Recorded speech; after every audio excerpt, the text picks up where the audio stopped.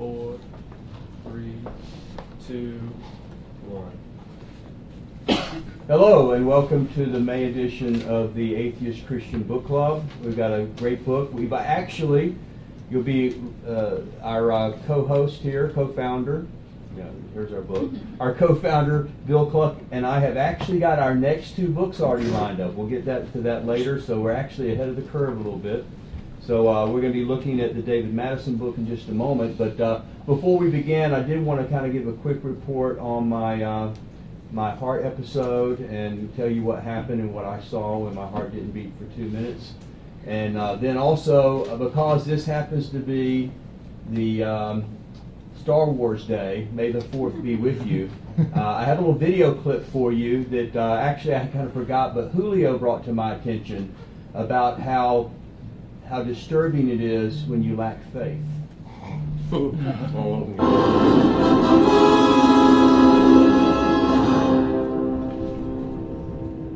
Your sad devotion to that ancient religion has not helped you conjure up the stolen data tapes, or given you clairvoyance enough to find the rebels' hidden fort.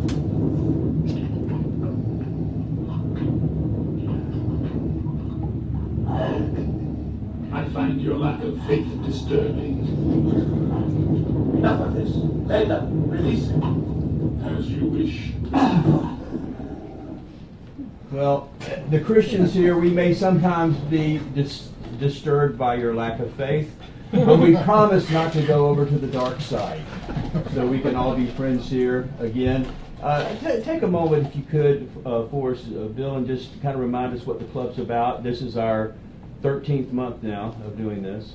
Well, it's amazing. Everybody's been so nice, and you guys are just tremendous. I mean, we have people that have written books like Ken and the new fellow Ken here, and of course Jim, and I mean it's just fantastic. So everybody's just getting along great. I mean, they go, "Do you guys argue or whatever?" And I go, "No, we need to gear it up a little bit or something." But we talk about you behind your back, Bill. Oh. Yeah, we might have to have some kind of fist fight just to keep the ratings up at some point.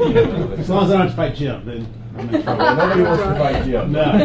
Okay. You can take this both off. Well, I want to thank you for the Christians who are praying for me and the atheists who are having good thoughts for me. And let me just say what happened. Most of you already know, but on the 15th, was it almost 3 weeks ago now, I was preaching a sermon in Pensacola, Florida at the Point Church. And now maybe it was part of the problem. It was a sermon. The sermon was entitled, "Is There a God?" But with about 12 minutes left to go, I just felt dizzy, kind of weird feeling. Like you stand up real fast and you kind of, and I thought that's odd because I didn't just stand up. And I took a breath and started to go, and it was a little worse. And I remember thinking, I'm not going to be able to say the next sentence. And that's the last thing I remember. And my heart stopped. It was a cardiac arrest, which I come to find out is worse than a heart attack, or more fatal usually.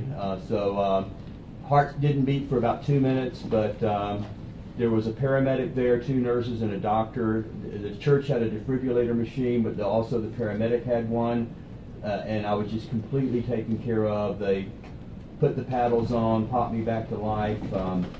Short, I don't want to deal with this whole bunch, but bottom line is I do have a weak heart.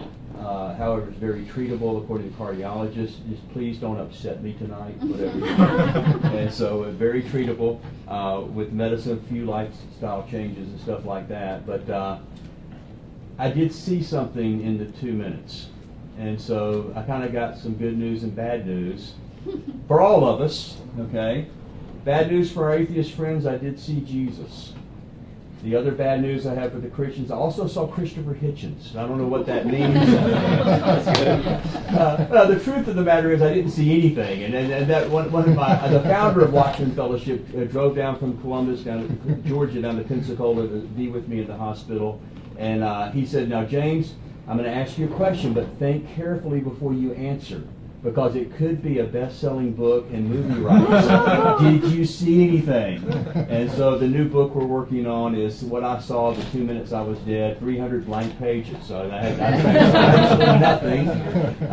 But I do appreciate the thought. The Metroplex Atheist sent me a bouquet of flowers. I mean, it was just, and all my Facebook friends who are Christians were just blown away by that. You ought to see all the comments and stuff. 10,000 views. 10,000 views, yeah. So it was, but the bottom line is, thank you for caring. It really means a lot to me. And I wasn't ready.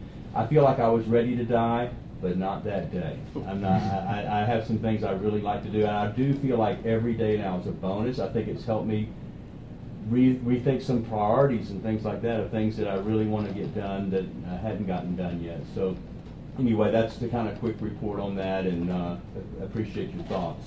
Now, what we're doing is we're looking at the David Madison's book, The 10 Tough Problems in Christian Thought and Belief. And Ken Daniels, the one who recommended that for us. And how many of you got to read at least part of the book? Okay. It won't count against your final grade. Okay. How many of you got to watch that 1-hour video? You watched that? Okay. Kind of interesting. Bill, what was your thoughts on that? What do you think about the... Well, you can't be too harsh on Christianity for me, you know. But to me, it does falsify Christianity. And I think my major one is Paul and Jesus being apocalyptic figures. You know, scholarship over the last 100 years has clearly shown that Jesus is best understood as an apocalyptic figure who thought the world was going to end in his lifetime, that the second coming of the Son of Man or whoever was just around the corner. And it's evidenced by the disciples arguing, saying, who's going to sit at your right? Who's going to sit at your left? And Jesus said, hey, that's not my deal. You got to talk to the big guy about that.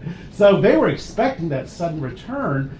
And also, he said, you'll judge the 12 tribes of Israel. Oh, that's funny. The priests don't get to judge, or, you know. So he thought it was coming, and he passed it on to the early church. They thought the second coming was just around the corner. Paul, especially when they were saying, well, how about the dead? Are they going to go first? And then Paul's explaining that they will go first, and then, you know, the Son of Man, God, Jesus will return, and we're out of here. And he was telling them, don't quit your day jobs, you know, even though, you know, it is imminent. So that, to me, you know, and Jesus said, the Son of Man you will not get through all the tribes of Israel, or all the towns of Israel, till you see the Son of Man returning. Obviously, it didn't happen, so Jesus is a false prophet, as well as, and this guy has very little respect for Paul. He calls him, what did he say in the interview, a delusional cult leader. But Paul is a highly strung, you know, uptight, you know, all or nothing sort of guy. So, and that's sad because we've inherited Pauline Christianity, not James and Peter's Christianity, or the Gnostic Christianity, or the Ebionites who believed that Jesus was all man and not God, or the Gnostics that believed he was all God and not man. You know, which would have been a much better Christianity because it's more of the sayings of Jesus and the wisdom of Jesus. So unfortunately, we're stuck with Pauline theology. Well, remember Paul, though. In all fairness, the Apostle Paul does talk about meeting. Was that in Galatians, I think, where he met with James, the brother of Jesus, and also Peter, right, Cephas, and he verified the things that he knew and made sure that they were all on the same page. So it's not like, which is interesting, because why doesn't he mention it? His Jesus' miracles, his parables, his raising Lazarus from the... I mean, it just goes, he doesn't seem to know anything about Jesus as a historical person. And that's why people like Richard Carrier, who he thinks is like Jesus walking on earth, I mean, the second coming, he loves Richard Carrier, who is a mythicist, has no teaching position. I mean, basically, he's just not that big a deal in scholarly circles.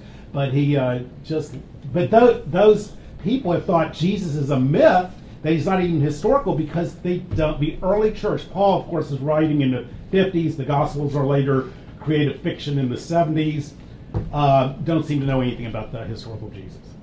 Well, do we have anybody, by the way, I did get the interview. I did get the interview.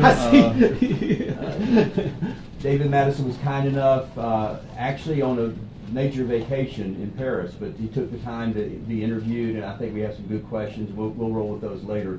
Anybody have any kind of general, before we get some specifics, any kind of general thoughts about the book, or Conrad? Yeah, I mean, I enjoyed reading it and everything, but whichever side of the fence you're on, I didn't think it was a very strong book. I mean, he said, how do we know the Bible's real and there's a lot of suffering in the world? I mean, he said 3 or 4 things that are not particularly groundbreaking, you know, and then he had a lot of anecdotes about dumb things people have said, and But I didn't really see any real Don't you think he there. threw the kitchen sink? I mean, he mentioned the fictional birth narratives. He mentioned, like the problem of suffering. He even mentioned the outsider test of faith, which to me is the silver bullet against Christianity, which is, be just as doubtful of your own religion as you rightfully are of Mormonism or Scientology or other things. Try to be an outsider looking at your own. Well, but That goes with all worldviews. Absolutely. But he had this point of, don't even talk to me about God being real until you can get all the theists to agree.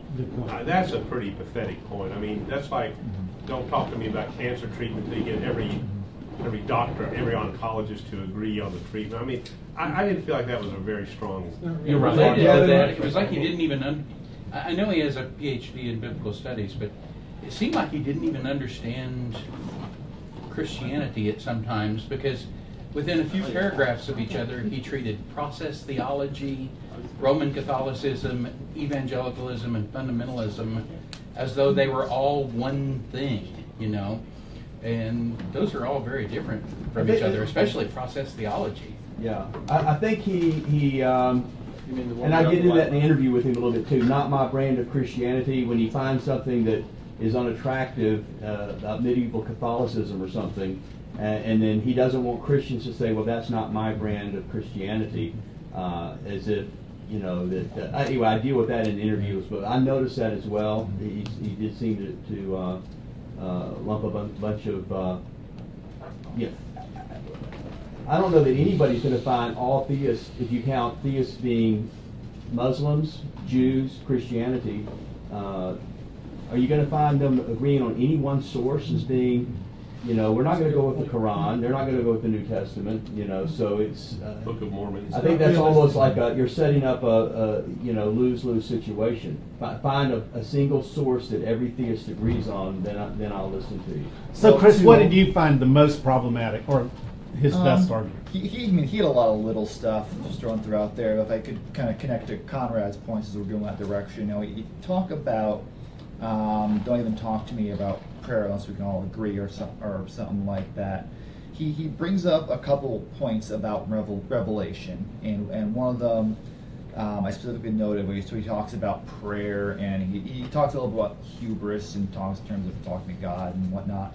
But he also says this. He says, if prayer is an authentic means by which God communicates information to humans, then it is exceedingly strange that Christians can't agree on much of anything.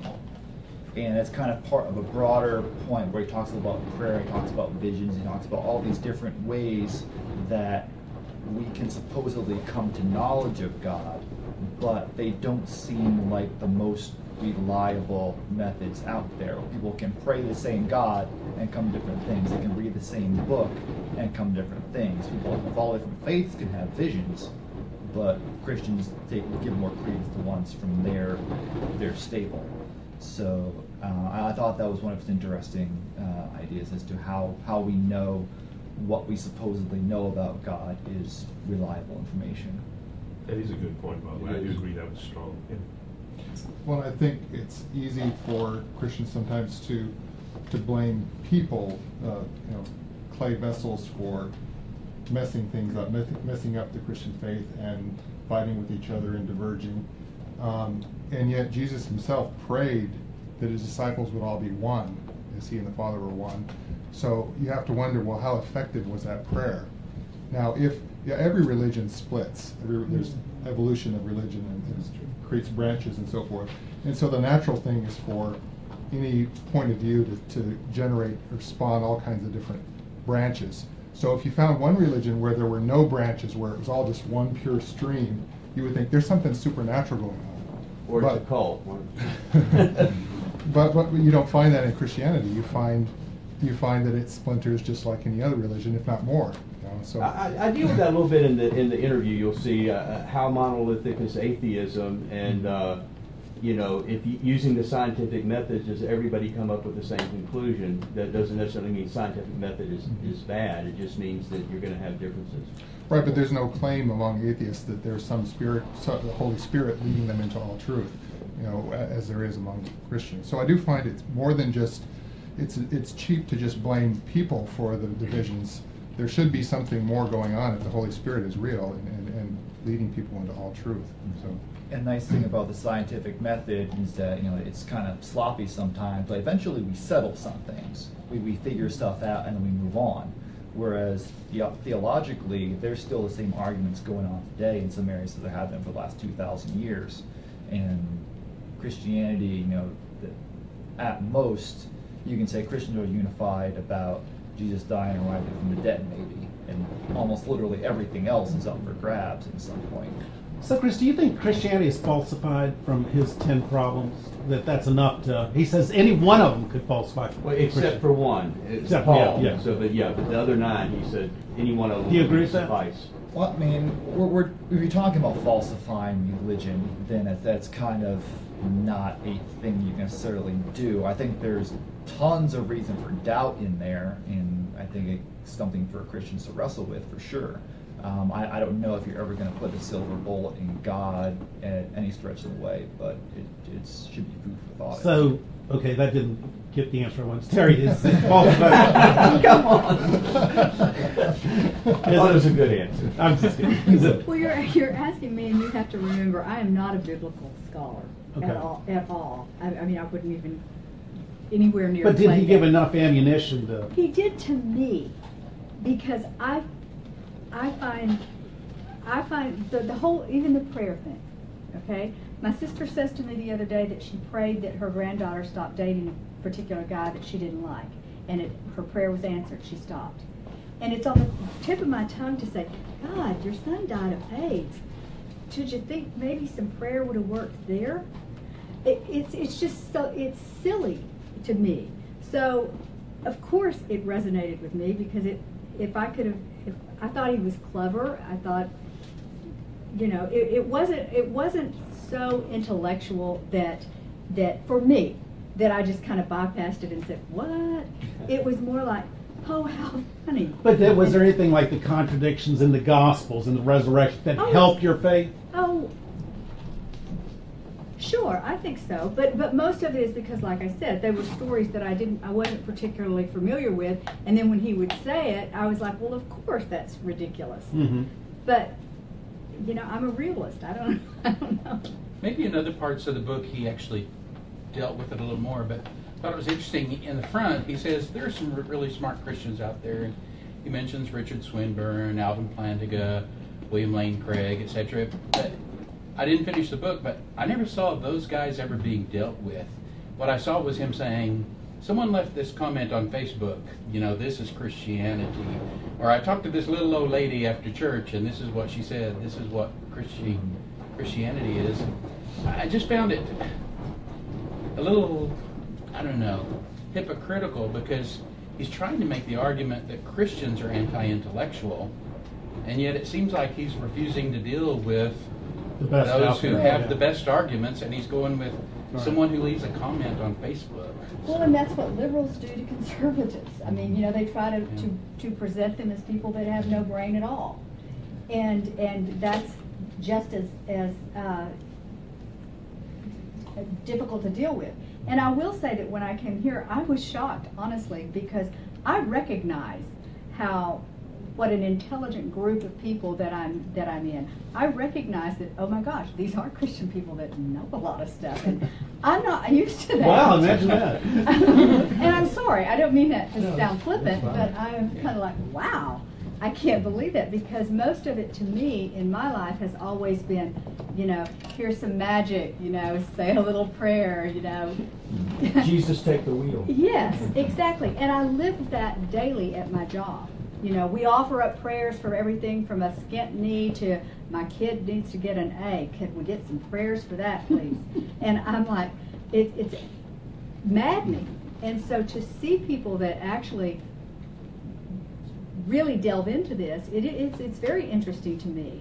I think that's both directions, because you like I've said before, in a Christian setting, all my arguments seem sound and good, but you guys, the atheists in the room, make me think and make me reevaluate, make me go back and I think make me a better thinker. So I appreciate you guys on that. But I've got the interview.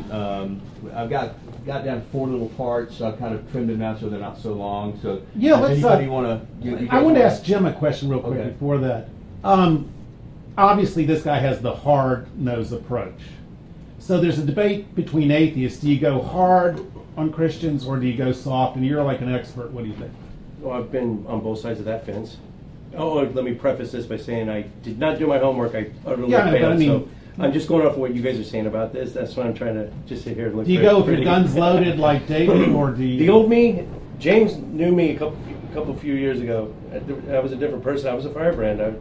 I was not angry at God. That's what everyone thinks an atheist is. I wasn't angry at God. You can't. It's impossible. But I was more in your face with it. I was much more. What's the word? Confrontational, yeah. And well, first off, you get a lot more flies with honey than you do with what is it? Vinegar? Yeah. There's that too, but also, I mean, if you look at it sincerely, everyone in this room that they believe sincerely. They're not doing it they're not trying to win me over because for some dastardly reason. They honestly believe what they're talking about, And the big thing, and coming to this book club really opened my eyes a lot too, is we're looking for the same answers. Everyone in here is looking for the exact same answers. Well, and you've seen that, you've admitted last time that the fine-tuning arguments are very compelling. It's a huge problem for me. Yeah. It's a thorn in my Which side. I think that's great that you can, But I can't imagine, not to get off on fine-tuning, but I just can't, none of us can imagine a universe that is tuned any other way. But okay. By the way, we have a new member. What was your name? Dan. Dan is writing a book on cosmology. He's given a seminar at Southwestern Seminary. Do you want to tell us a little bit about? Yeah, I don't want to get too off the subject, but it is something that I thought David had a very simple, overly simplistic cosmology throughout the book. There was a smattering of comments about the universe and about its size, and I know if any of you got to the end of the book, he made a comment about the Hubble deep field. How many of you read that? Did anybody read that?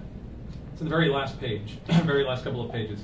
The Hubble deep field was 150 orbits of the Hubble Space Telescope over a 10-day period, taken a picture of the small spot of sky just off the handle of the Big Dipper, the star Alkaid, just south of Alkaid. The spot of sky was no bigger than the eye of Lincoln held out at arm's length on a penny.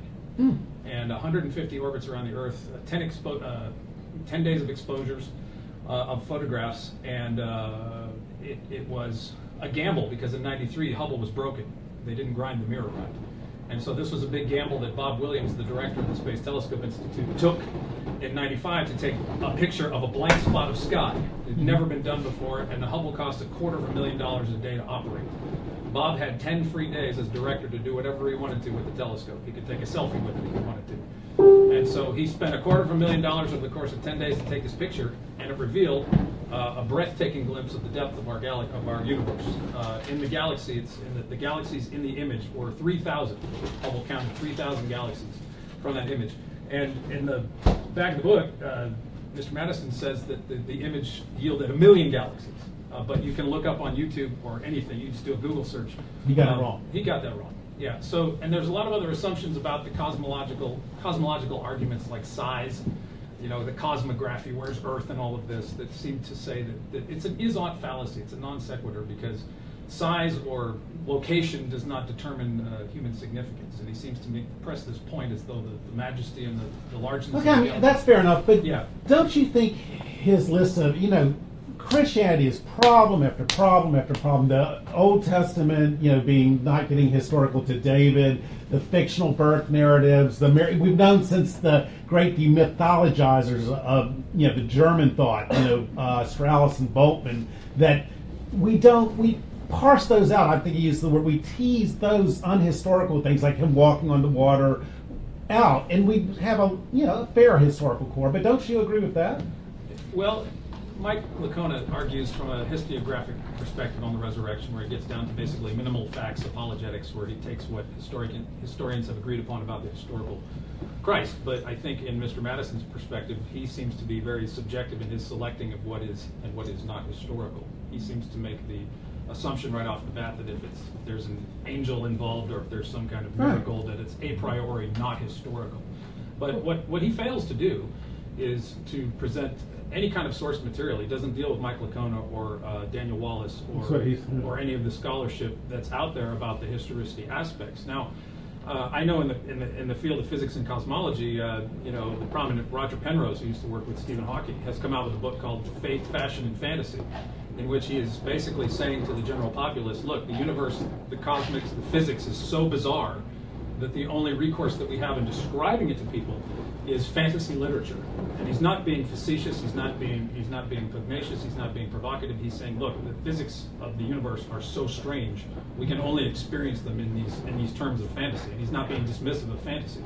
And so what we're finding out in the physical cosmology is that the universe is so bizarre, so big, so huge, so unknown, so vast, so mysterious, that it's starting to sound as nonsensical as some of the gospel narratives do to people that don't believe. And you take the resurrection. If you look at the theories of abiogenesis, at least with the resurrection, you have a body that used to be alive. In an abiogenesis theory, you have living matter coming out of non-life over the course of time, but still there's that fantastical assumption that life has arisen on its own, sans any kind of intelligence. And so the point is, I think that though things in the scriptures may seem fantastic, I think that modern science is actually verifying the fact that the universe is a fantastical place. It is a kind of fantasy that no human being could have conceived. My point is, some of the things, like in the Gospel of Mark, our bare bones, most unvarnished gospel, you have Jesus doing the messianic secret. Hey, don't tell anybody I healed you. And, just short aphorisms is the way he talks. In John, he's given these lengthy discourses. I'm the vine, you are the branches. I mean, and this isn't just him. Scholars say there's no way these two Jesuses are the same. That is a high Christology in John where, I'm the bread of life. Maybe all scholars or just good scholars? Just good scholars like Bart Ehrman. Definitely not Mike Licona. The scholars he pulls out it seems to be John Loftus and Richard Carrier. I didn't see much of a variety. And then Bart Ehrman occasionally. But I think if you look at the nature of light, I mean, physicists are still puzzling over the duality of the light particle nature of light. We're still puzzling what light is. 99% of the electromagnetic spectrum is invisible light. What is that? The bizarre nature of quantum particle physics.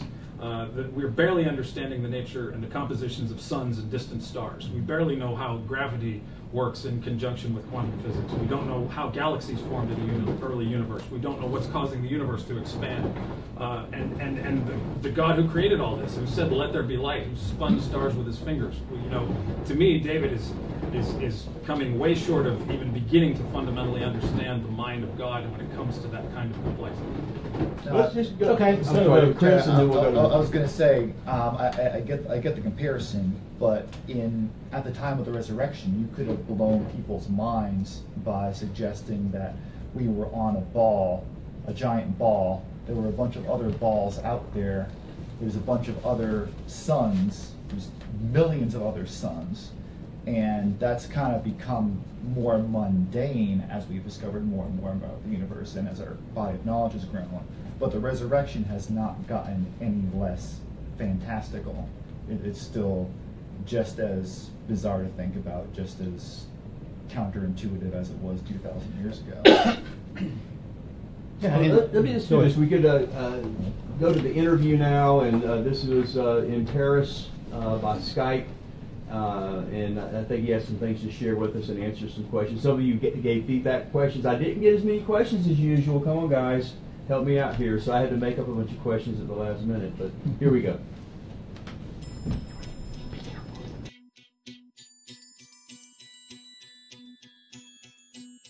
Hello, my name is James Walker. I'm president of Watchman Fellowship, an evangelical Christian apologetics ministry organization. but I'm also co-founder of the Atheist Christian Book Club, along with Bill Cluck, who's the atheist component of our other co-founder. And the Atheist Christian Book Club is a monthly gathering between 15 and 30, about half atheist, half of us Christian. And we alternate books discussing important books from both perspectives, from both Christian and atheist perspectives. And our upcoming book, that's going to be this Friday actually, is 10 Tough Problems with Christian Thought and Belief by David Madison. And David Madison has been kind enough to join us. He's our guest today for a kind of a pre-interview about the book. David Madison is a former minister, and we'll learn more about his story later, but he's written the book, and this was recommended by one of our club members.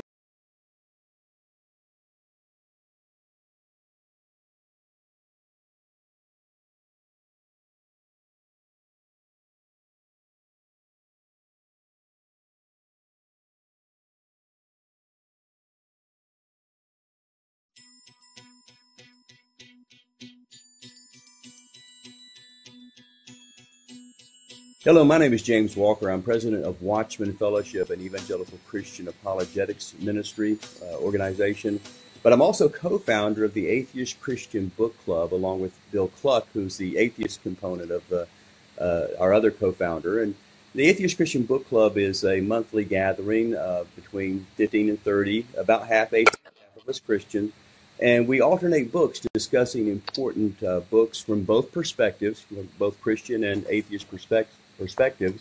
And our upcoming book, that's going to be this Friday actually, is 10 Tough Problems with Christian Thought and Belief by David Madison. And David Madison has been kind enough to join us. He's our guest today for a kind of a pre-interview about the book.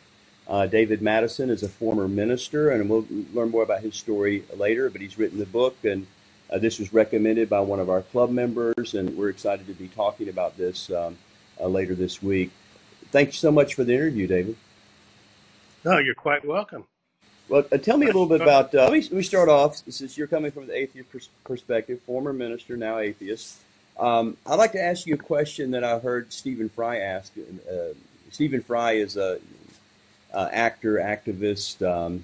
He was interviewed from the UK. He was interviewed on British television, and the interviewer asked him this question. I'll pose the same question to you. If you happen to die, and much to your shock and surprise, you find yourself actually standing before God, what would you want to say to him, her, or it? Stephen Fry's his answer was pretty good. He would say to God, cancer in children, what is that about? And my question to theists always is, where can I find the reliable, verifiable data about God? And the only proviso I have is all theists have to agree, yes, this is where I can find the reliable, verifiable data about God. And so far, I've not found that theists can agree on that, because Muslim theists will not agree with Jewish theists, who will not agree with Christian theists, who will not usually agree with Mormon theists. So that's the challenge I keep making, and that the challenge is not, the theists have not yet come up with an answer. Where can I find the reliable, verifiable data about God? Anything they mention, scripture or prayer or meditation or revelation, theists themselves can't agree on that. But would you define yourself as like a hard atheist, that you're absolutely certain there is no God, or would you say there probably is no God, like Richard Dawkins would say? How would you kind of classify yourself? Well, I don't think anybody can be a hard atheist in the sense that I know absolutely certainly that there is no God, but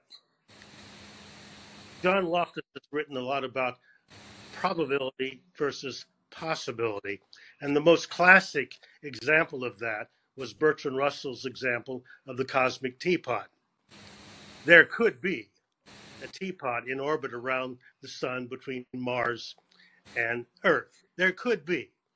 We could devise a scenario where an ancient civilization dumped its trash while passing through the solar system, there could be a teapot in orbit around the sun. But what are the probabilities as opposed to the possibilities?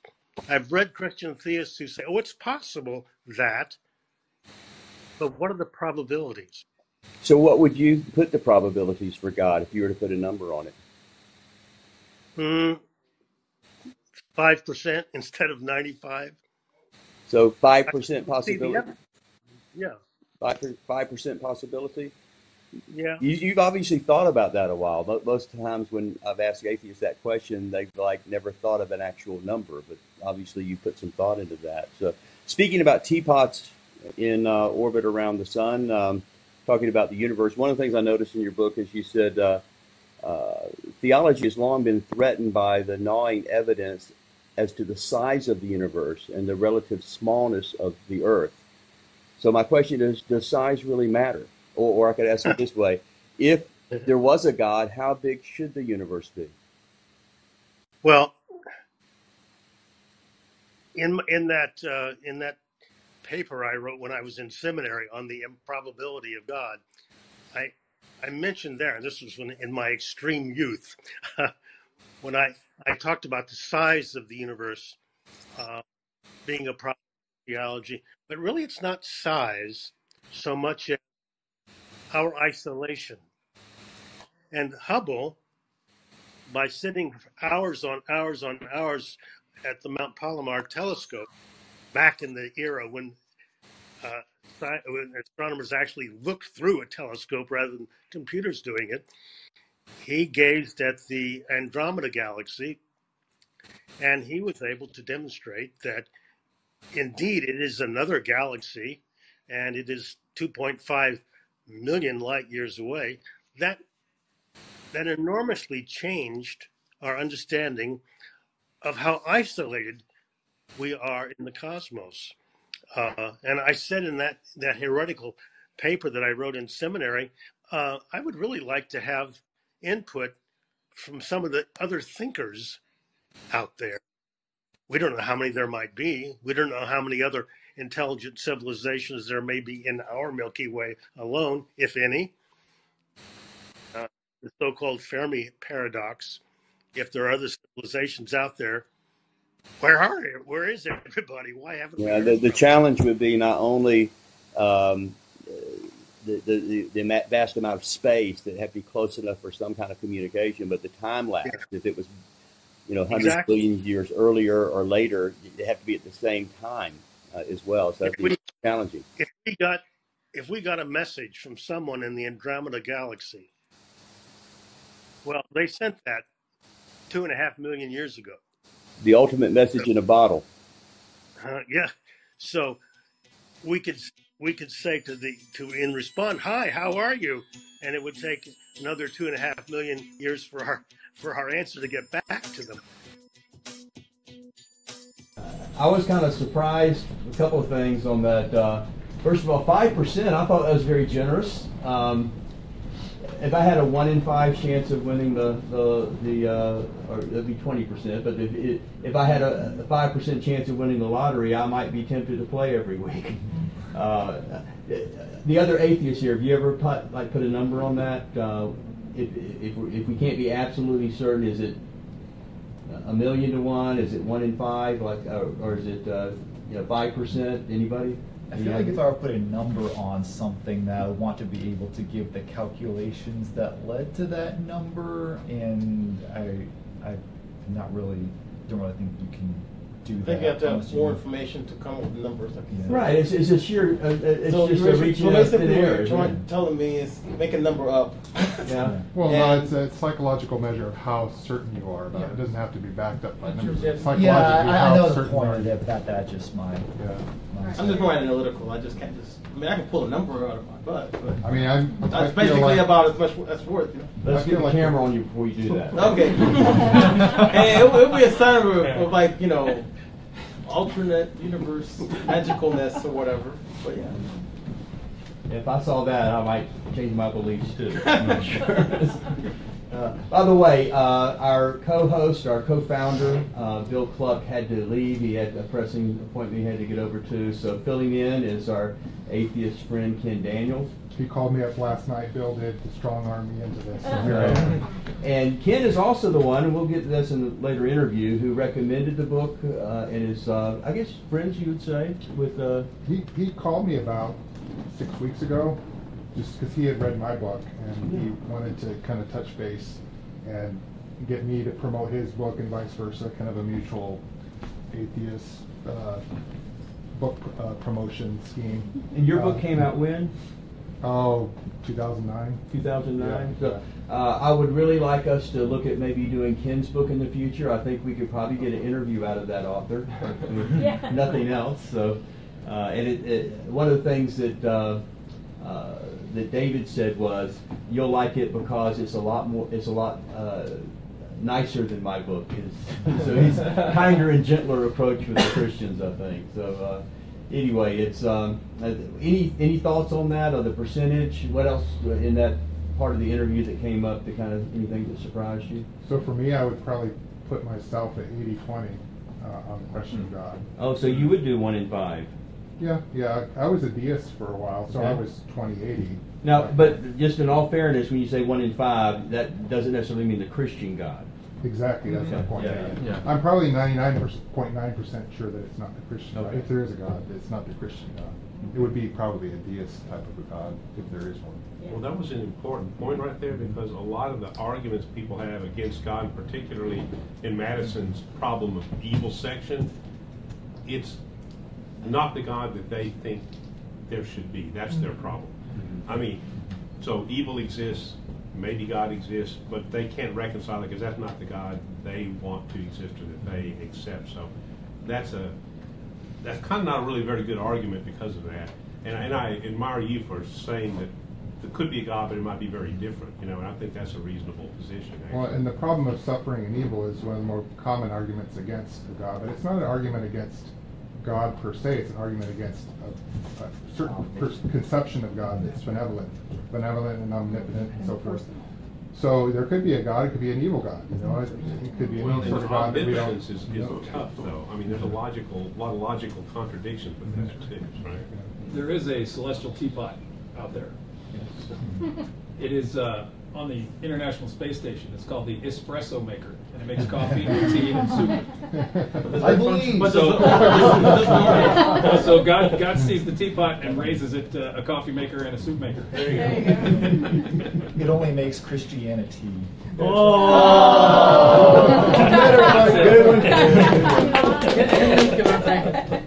that was Bertrand Russell's argument before Sputnik. He did that in the 50s. They posited that when we were all... Was that off the cuff, or are you just a genius? I'm good at puns. He watches a lot of Family Guy. Hey, what's the name of your book? It's called Why I Believed, Reflections of a Former Missionary. Great, thank you. So you have that part of your story being a Wycliffe missionary, and you're... Yeah, it's probably about a third or so my own personal memoirs about growing up as a missionary kid and then becoming a missionary myself, and kind of the struggles of my faith as I grew out of it. And then the 2/3 of it is more kind of looking at reasons why I believed and why I no longer hold to those reasons for believing. But this is not about my book. This is about so. Well, let's. I'm looking forward to doing that 1 month in the future. I think everybody would be doing that. So, any other comments or insights or questions? If you're watching on Facebook Live and you have a question or comment, you put it in the comment section below, and we have somebody monitoring that, and we'll try to bring it up to the group. Renee's going to be looking for that for us. So, no questions or comments. You want to go to the second part of the interview? Okay, let's go there now. Interview 2.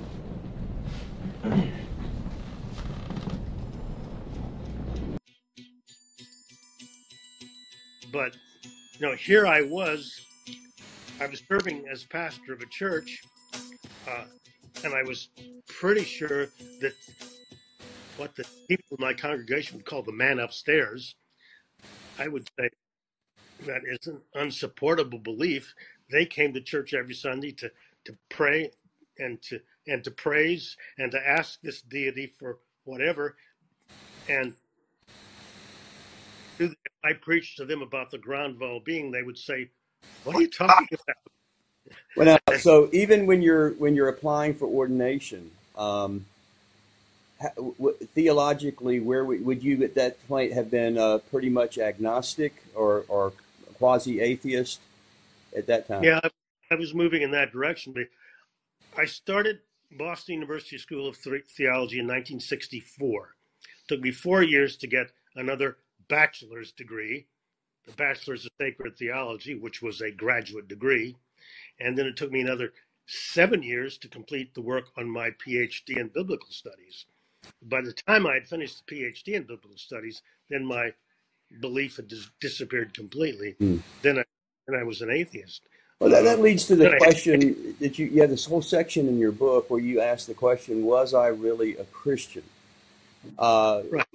First of all, tell us why you would ask the question, and then what was your answer?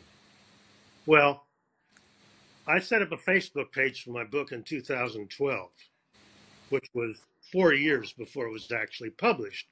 And I set up that Facebook page to have a platform to keep people informed of my progress. And one of the most common responses of Christians has been, well, you were never really a Christian because you didn't know Jesus. Like no true Scotsman argument, maybe? Yeah. And I had to acknowledge that's true. I did not have a personal relationship with Jesus. That was not the kind of piety that I got from my mother. She was very devout. She prayed. She studied the Bible. She had no use for whatever for Billy Graham, waving the Bible around on his TV show and calling for emotional, conversions to Christ. That just wasn't her kind of piety. Both my father was a physician, a doctor. Both my parents believed in evolution. They would have considered it eccentric, not evolution. I thought, well, you don't have to be a believer to teach biblical studies in academia. I mean, Bart Ehrman himself is proof of that. Hector Avalos is proof of that. So that was my hope. I could give up ordination. I could give up the ministry, and I could still teach Bible in academia. Okay, this is kind of going off in a different direction here, but this question comes in from our co-founder, our atheist co-founder, Bill Cluck. He wants to know, do you think that the Apostle Paul was a closeted homosexual or maybe confused about his sexual orientation? Well, there's no data to base that on. There's no way of knowing. It's just a guessing game. It's speculation. I mean, I think he was delusional. I think he was a cult fanatic. I think he was wrong about almost everything. So I don't talk about sexuality. I mean, after all, he didn't like heterosexual sex, let alone homosexual sex. It's better for a man not to touch a woman. That doesn't mean he was gay. That means he was hung up on sex. But well, let me run another one by. This is from Kevin, one of our Christian members, and several people have brought this up in the course of reading the book. He says several people have commented on the author's use of ridicule. It would be interesting to know why he chose that particular approach. So, I mean, you're writing this for both an atheist audience and a Christian audience, correct? Your book.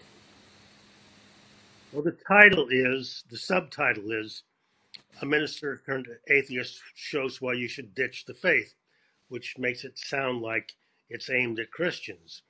But really, the book is aimed to be a tutorial for atheists who want to beef up and strengthen their arguments. Okay. I guess sarcasm and the ridicule, who I am. If I find that something is silly or a really lame argument, I'll just go for the jugular. Well, John Leftis has called me a firebrand atheist. Okay, I'll go with that. Kenneth Daniels is just the opposite.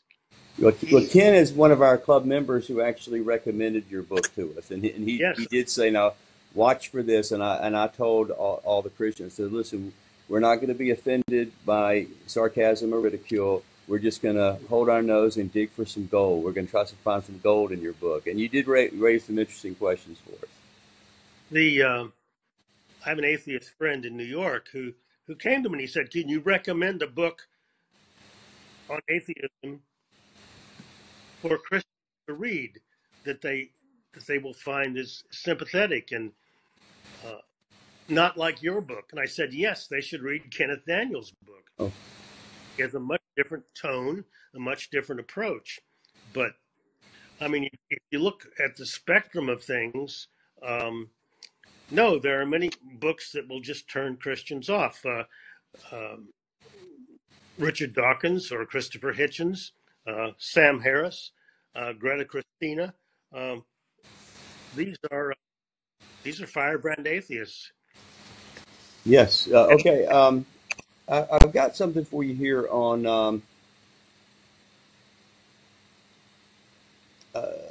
what I would call appears to be maybe painting with a broad brush, and as you go through with some of the criticisms of Christianity and atrocities in the past, and one of the things that you often hear, Christians respond to this by saying something along the lines of, "Well, that's not my brand of Christianity. I'm not medieval Catholic, or I'm not that particular type of a Christian." And one of the things you said about this is theist.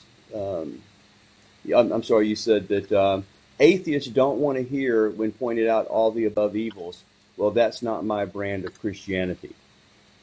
But in a sense, it seems like that is kind of painting with a broad brush. I mean, the same argument could be made. Theists don't want to. Some theists don't want atheists to claim, "That's not my brand of atheism," when confronted with some of the unmitigated evils of the millions killed and tortured under Pol Pot or Joseph Stalin or Mao Zedong and other. You could maybe call them denominations of state-sponsored atheism. But I do see a difference, and just because you have a prominent atheist in power doing something wrong, that doesn't mean that atheism is wrong. It just means that one atheist is wrong. But I don't seem to see this get the same nuances from you on Christianity. Well, the Christian atrocities continue today. Well, atheist atrocities as well, but Christians claim to be the religion of peace.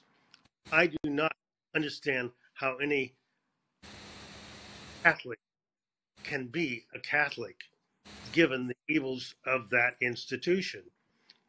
It is aggressively, arrogantly, officially misogynistic.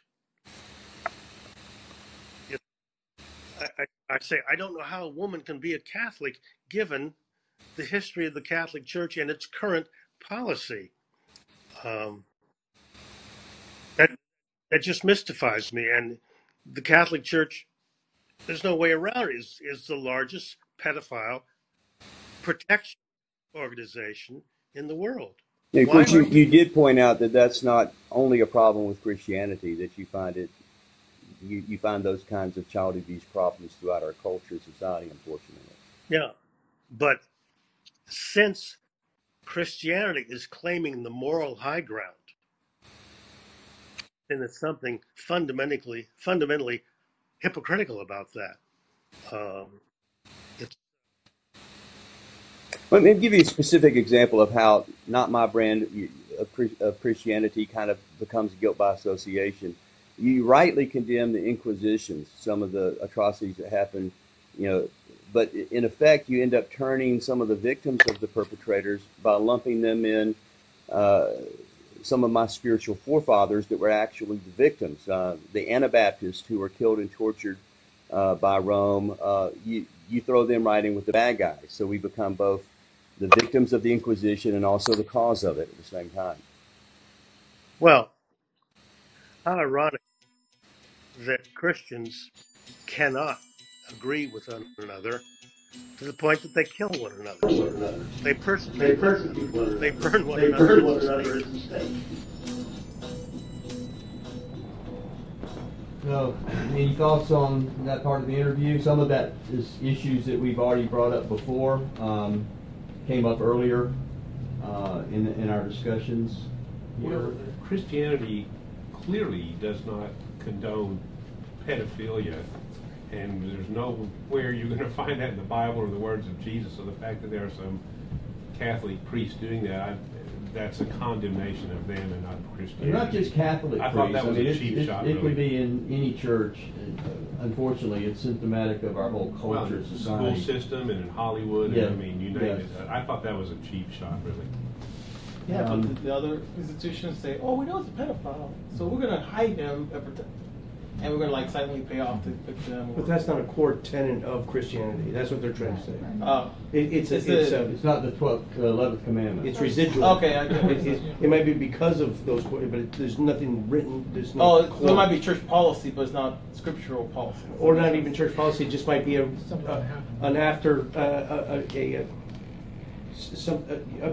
vestige of the community. It might just be a part of the community that's just not necessary, but an evil that is just peripheral. I'll tell you what my grandson tells me, 5-year-old grandson, when I ask him why he did that. He says, total depravity and the devil. That's coming straight from the mouth of a 5-year-old, and how can I argue with that? So I think Renee has do we have a question coming in from our Facebook We do, audience? and I just wanted to say on Corbin, I wonder who taught him. Brady has joined us. And so he is asking, he said, how many here think that he was Christian since he did not express faith in Christ? He said he didn't have a personal relationship with Jesus. Right. That was his exact words. So, how many think that he would be a Christian? It really goes back to how you define the term. Self-confessed. It sounds like he realizes he wasn't just. But he was. He would say, I think, he did say, if that's the definition of Christian, then I was not one.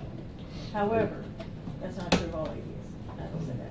Yeah, and again, I want to cut him more slack because I think he would have believed in God at some point. So whether he had a personal relationship with Jesus. Obviously, Christians point that out in their religion that it's not just a religion, it's a relationship.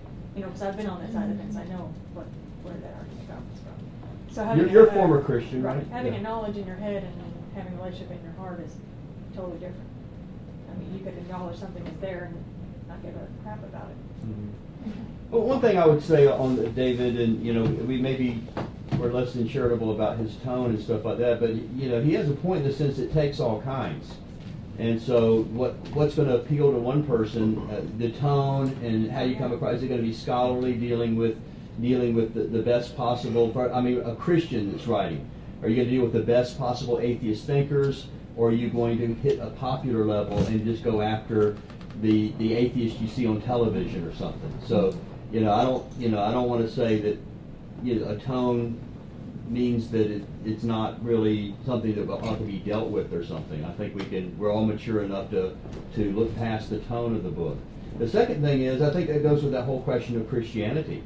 We've got people who are former Christian, now atheists, who I would say was never evangelical Christian. They were heretical. They may have been a Mormon, now atheist. They may have been a United Pentecostal Church International, which doesn't believe in the Trinity, doesn't believe in salvation by grace through faith. So I would say maybe not my brand of Christianity, but it kind of takes all kinds. And there are people who might be more like Ken, who were evangelical, whose statement of faith would be very similar to mine. And so I think it kind of takes all voices from both perspectives. And it's good to hear even from the liberal Christian as well as the more conservative ones. I was just going to point out there's some really horrible brands of Christianity, like the Westboro Baptist, and they have biblical backing for their beliefs. I don't agree with what they do at all. Like, do you know who they are? Oh yeah, Okay. we've got a But you did a they have profile. biblical backing for their beliefs. Yes. for what Smallest they do. denomination. And to me, Yeah, that's just one. I just did an interview with a survivor of the Branch Davidian fire who actually still believes in David Koresh and believes he's returning one day in power and glory. But David Koresh had tons of Bible proof behind him. He could quote, whole chapters of the Bible and stuff like that. So, even from a Christian perspective, when Jesus is being tempted by Satan, what's Satan doing? Quoting the Bible to Jesus. So we can all misuse that as well. It's about time for our break. Does anybody want to have something they want to share before our break? Yeah, I just wanted to get back to the whole issue of tone again. So I'm married to a believer, and I want to be able to get along with her and everybody else. I go to church with her once a month or so, and I like the people there, and they accept me, and I don't want to throw flames. I only have one life to live. I don't want to be living in acrimony with people all the time. Having said that, early on in my deconversion, I read books like Thomas Paine's The Age of Faith, Age of Reason, and Robert Ingersoll's, some of his works. They were very much flamethrowers in their day, and they weren't all that sophisticated biblically. A modern Bible scholar could tear them to pieces in terms of their interpretation of the Bible. But yet there's something to be said. It was resonant with me. It struck a chord. The way their rhetoric, the ability to throw light on something that, if you've grown up in a faith that sounds reasonable, maybe it's just because you've been exposed to it all your life. But when you look at it as an outsider and just really throw some shade on it, it's in an eloquent way that really it cuts to your heart in a way that really fine rhetoric might not, or civil rhetoric. So in a sense, that's provisionally why I endorsed the book. I mean, it's not my style. I would never take that approach, and sure, he's not as sophisticated as some writers out there, and I take Kevin's point about that. I was just kind of curious. I mean, because you have a reason for using the voice you do, and I was really more curious. I mean, it didn't bother me that much. I was curious why he chose that voice. Yeah. And it makes sense if he's writing for a popular atheist audience to feed them what they're looking for. I didn't mean that. That sounds pejorative. I didn't mean it pejoratively, but use that tone. I think there's a lot of people out there that don't necessarily believe for intellectual reasons. There needs to be some sort of a jolt to really get them to see what they believe in the light of how other people see it, and maybe ridicule is required to do that. I don't know, but that's just not my style. We have Augustine. I mean, probably no more influential theologian in the history of the church than Augustine, and he was not slow to use ridicule whenever the time came. St. Paul, I wish they would go all the way and castrate themselves. That's what he said in Galatians 3, something like that. Nobody. I mean, you don't hear that today. That's really harsh.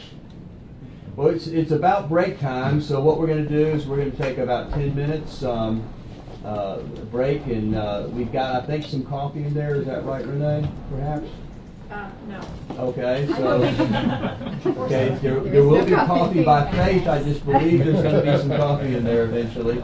And we'll be back at about, let's say, 13 after. If you're watching on Facebook, just hang with us, and we'll be right back after this break.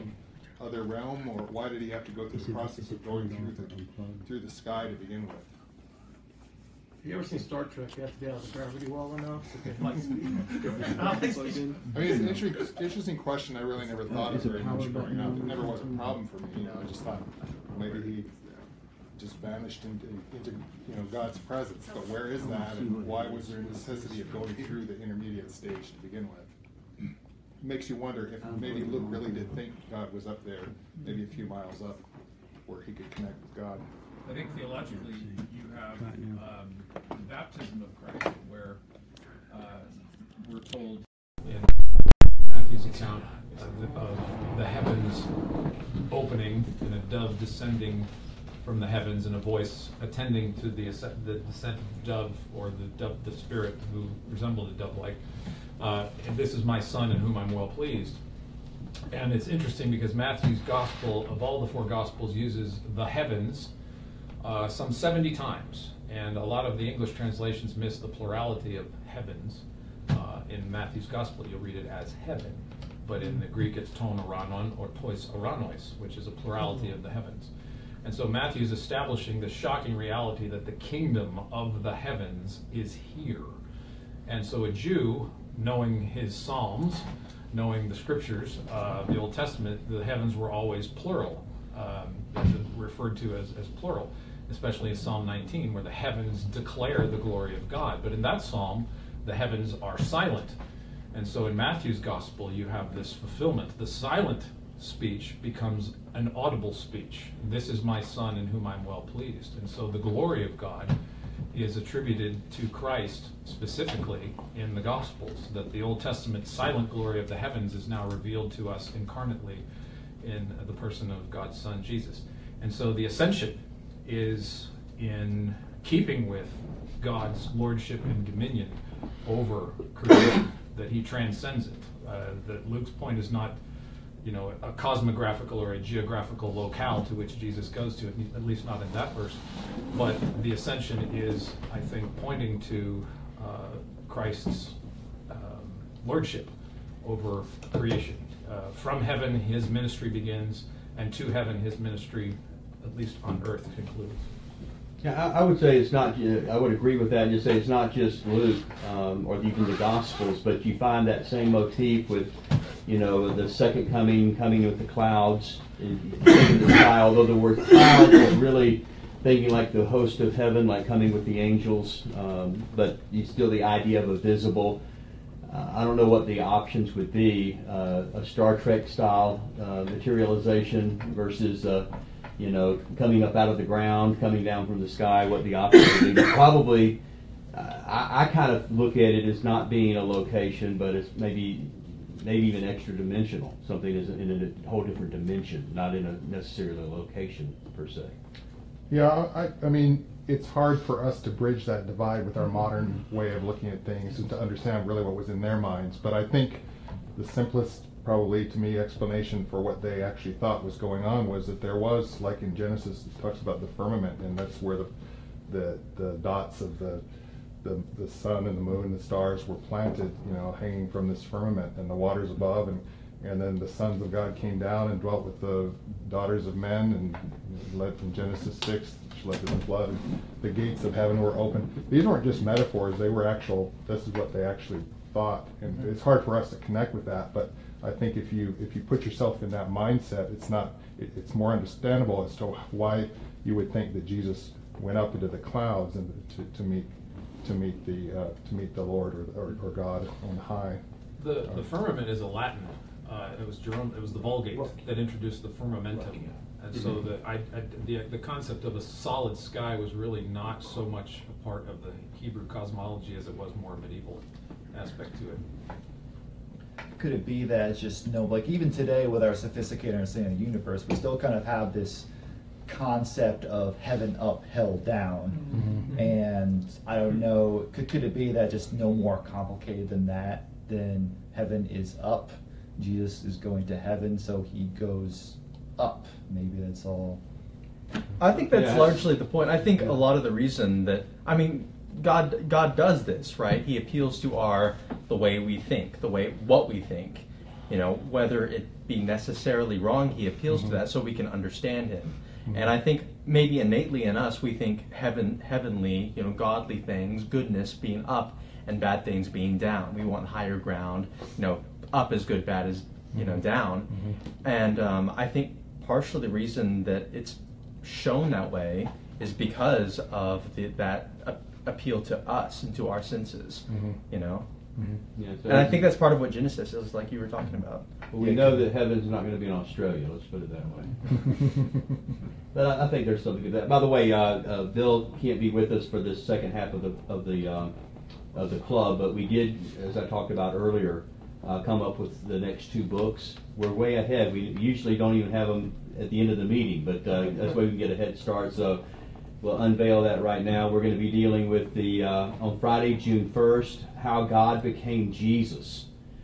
This is by Michael Berg, Craig Evans, Simon Gather Cole, Charles Hill, It's basically a compilation that was a response to Bart Ehrman's book, How Jesus Became God. So you have these two authors, Bart Ehrman, which we've already looked at earlier when we looked at Jesus Interrupted.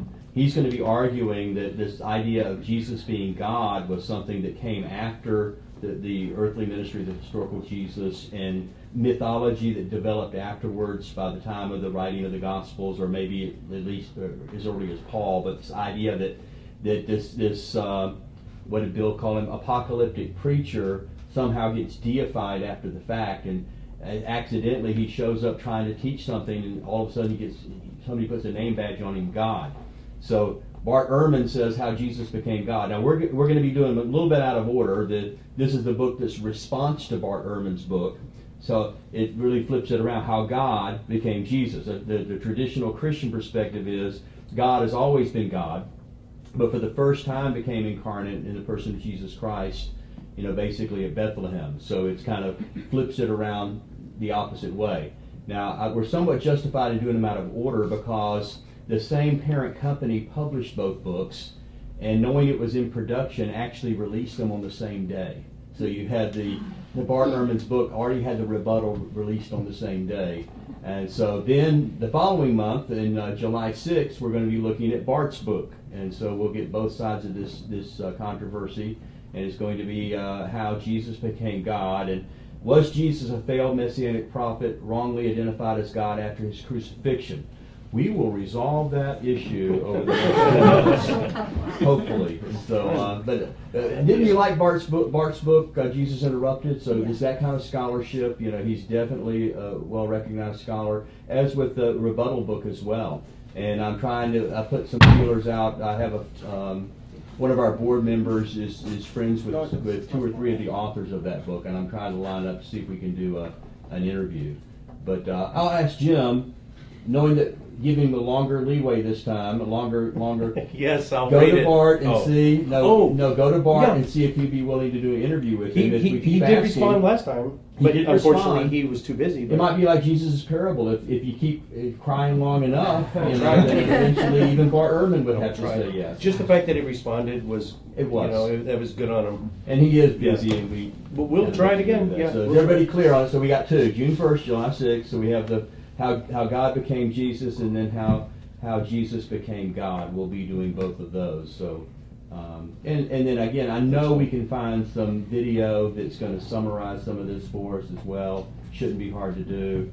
And I'm almost positive Bart's book has an audio. Maybe both of them have audio editions as well. So that'll help us out a little bit. So, any questions on that? Next two books. And we're open to other suggestions, like this one was suggested by Ken, the one we're looking at right now, David Madison's book.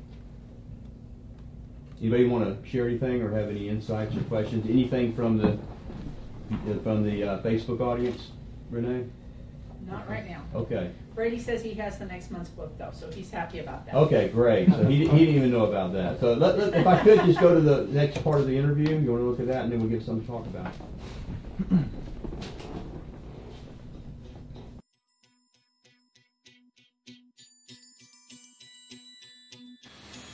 Why are there Roman Catholics and Baptists and Quakers, Episcopalians, Jehovah's Witnesses, Pentecostals?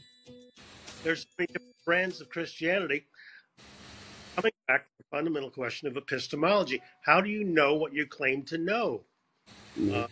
Our short answer to that would be that from an evangelical perspective, you would say there's a lot of diversity within the movement, but there would be certain what we would call essentials. That if you agree on that, you would be categorized within the movement, but you can have differences on secondary issues, non-essential issues, and that's something that's not a weakness but actual strength. But I've noticed the same thing with my atheist friends. Atheism is not monolithic No, by any stretch.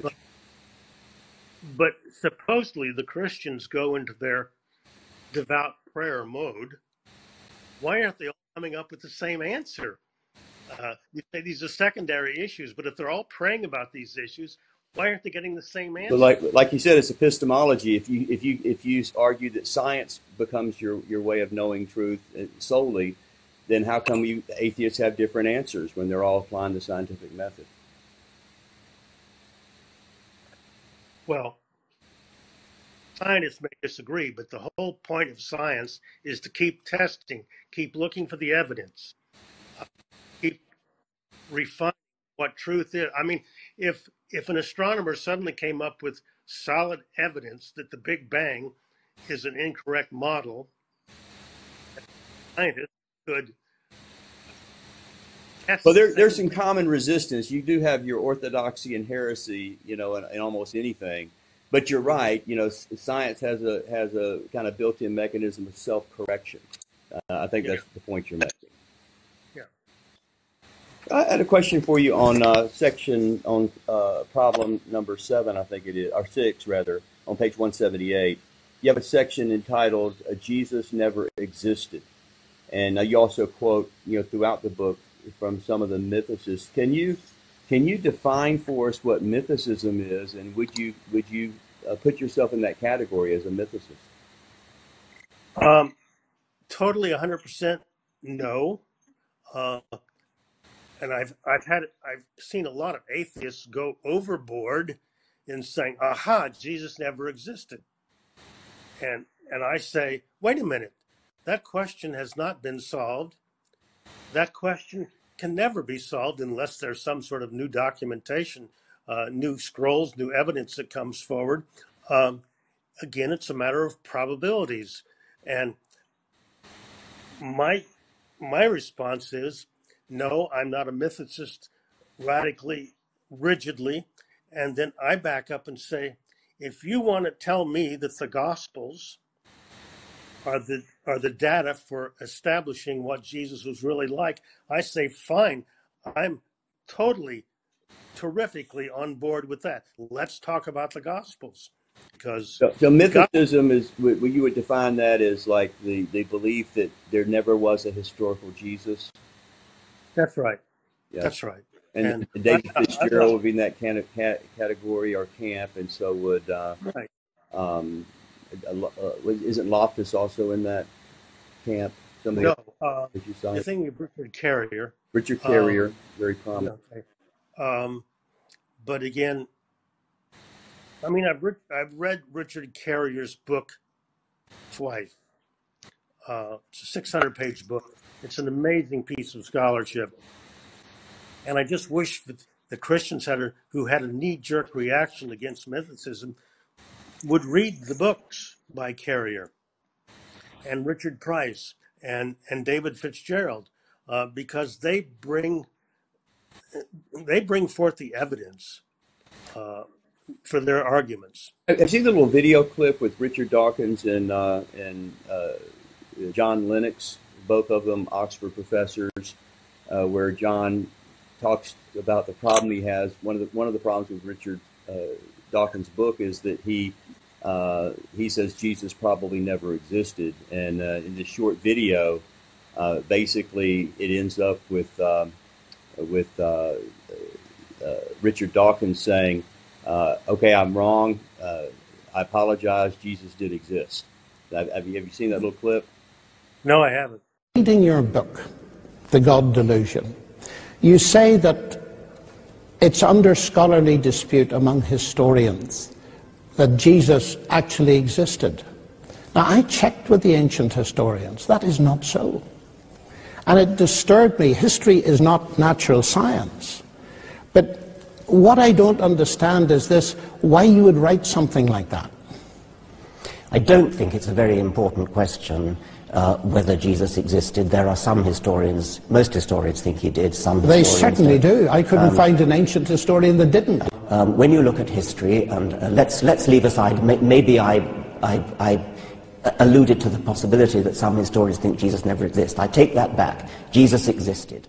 Yeah, I'll send you the link to it later if you'd like to take a look at that. But I had another question for you over here. I know we're about out of time, and so we need to wrap this up pretty quickly. One of the things that you were talking about under the section of that first section on the problem of evil is Christian responses to tragedies like the elementary children that were killed in Connecticut, and the senseless tragedy of that.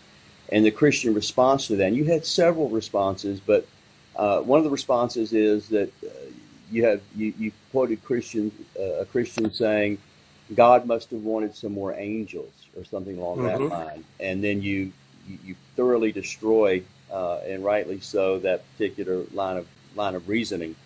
But is that really a common thing that you hear, or is this the best that you've heard as far as a Christian explanation for why evil exists, that God wants some more angels, or is that kind of an easy target? It's a variation on a theme. A plane crashes, 200 people are killed, one person is saved, and people thank God for saving that one person. Oh, it was a miracle. Really? Is that the argument you want to use? Any thoughts or questions, comments? Well, I thought the chapter, that last chapter he brought up, the God needs more angels, I thought he overdid it, but that he did bring up some interesting points in the chapter about how and when God chooses to intervene in our world. And I know we've kind of touched on this a couple books back with the Sam Harrison free will thing, but he talks about why God didn't jam the gun that day. And he compares it to the gospel notion of God's eyes on the sparrow, and so he's always paying attention, he's always watching us. If God provides for the sparrow, how much more will he provide for you? But at the same time, he does not seem to be providing protection in these times when children desperately need to be protected from a maniac. And I don't know where the response is. I'd be curious to hear the Christian response to why God intervenes in some things but not others, because we certainly act as if God intervenes. We pray for God to intervene in situations. So, and we would not pray for God to intervene if that was not something that he did. So why does he say no? Right. Yeah. Or I think another way he put it in one of the other one of the other shootings is the day God overslept, I think is what he referred to in that. So it's if any Christian here can resolve the problem of evil to everyone's satisfaction, Nobel Peace Prize for you. So that is, I think, the toughest. Jim was mentioning that the teleological fine-tuning argument is one of the toughest. For Christians, I think that is one of the toughest. Now, we brought this up about 6 months ago in one of the books. I think there's an atheist problem with evil also, but I will acknowledge right now it is a problem that no one has the answer to. And what are the two subjects we talk about the most here? Well, and they're the big ones. They're the big ones. Those are the ones we talk about. Yeah, that's weird. And this is not something new. This is way before this goes back to day one. And I would like to point out that this is not just in our time in the sense that in the Bible it's the same thing you find. Yeah, Paul miraculously is rescued from prison, right? And the chains fall off and he's out and he's back home. Or Peter, rather, it's Peter. Miraculously rescued. Paul's later miraculously rescued from prison in Philippi. But then you have James, the brother of John. What happens with him? He gets killed. He's not really. He gets in prison and killed. And you have the same thing with John the Baptist. Where was God? Did God oversleep with John the Baptist? So it's not like, well, in the ancient time they had this magical worldview that all the problems were solved, and we don't see any of the problems solved today. I think it's more nuanced than that. I think it was the period of miracles in the Bible is very narrow. Most of it is a natural worldview. To make something a miracle, it has to be rare. If it happened all the time, it would be considered normative. I didn't read the book, but did Madison spend an inordinate amount of time on this angel response? I kind of felt like bringing it up at all was too much. I think it's a total straw man. I think everyone in this room might think it's a straw man, yeah? And to bring, like you said, to bring it up at all might be a little too much. But even, okay, let's bring it up. But I hear it a lot, especially on social media. I doubt that maybe 5% of the people that say it might actually think that's a thing.